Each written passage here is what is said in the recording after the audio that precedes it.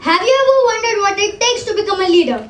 Well, I am here to share my perspective on leadership, straight from the eyes of a 10-year-old. First things first, are leaders made or are leaders born?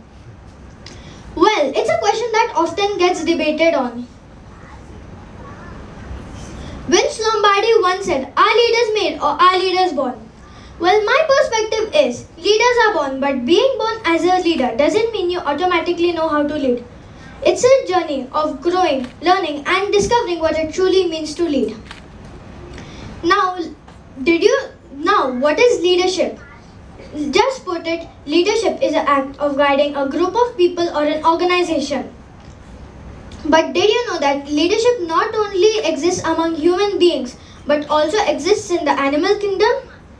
Let's take an example of a pack of wolves. In a pack of wolves, the leader is not always at the front but at the back, protecting the rest of the pack from any danger. In a pride of lions, the lion protects the children while the females go hunting. So from these examples, you can learn that leadership is not always about being in charge.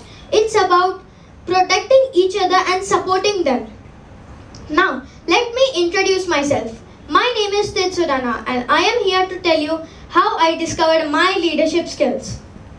So, it began on one Thursday morning when my friend informed me we would be having elections for the student council. The elections involved an examination about the school. The examination took place. A week later, the results were finally announced. Out of total, 14 candidates were selected for various positions in the student council. Crafting my manifesto was an entirely new experience. It was crucial to comprehend that the students and teachers would rely on my responsibility. As leaders, we not always have to assign tasks and move on. As leaders, we have to solve the issue and come up with a solution. This reminds me of Sardar Vallabhbhai Patel, who played a major role in uniting India after independence. Despite his numerous challenges, he exemplified the qualities of a true patriot, problem solver and a determined individual. Now, as a house captain, I encountered similar issues during sports day. It was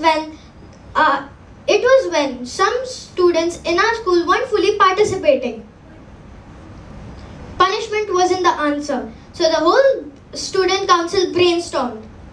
I suggested that we go to each group and talk to them individually.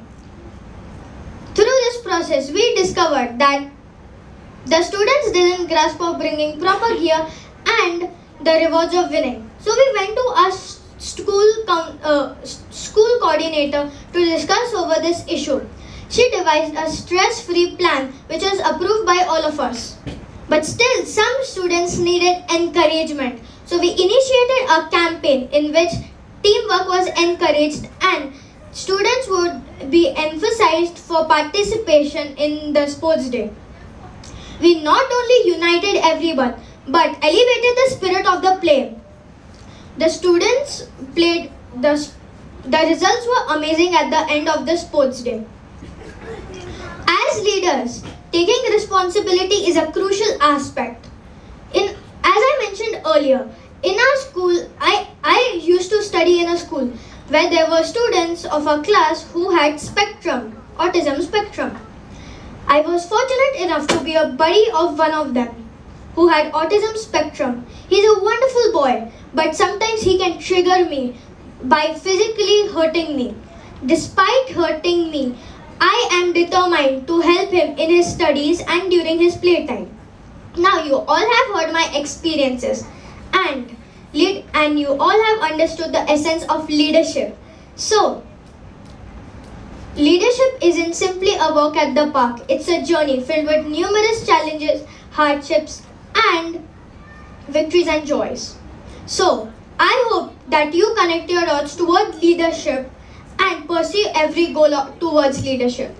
And one last thing before going. Stay hungry, stay foolish, never stop striving for success. Stay hungry, stay foolish. Thank you.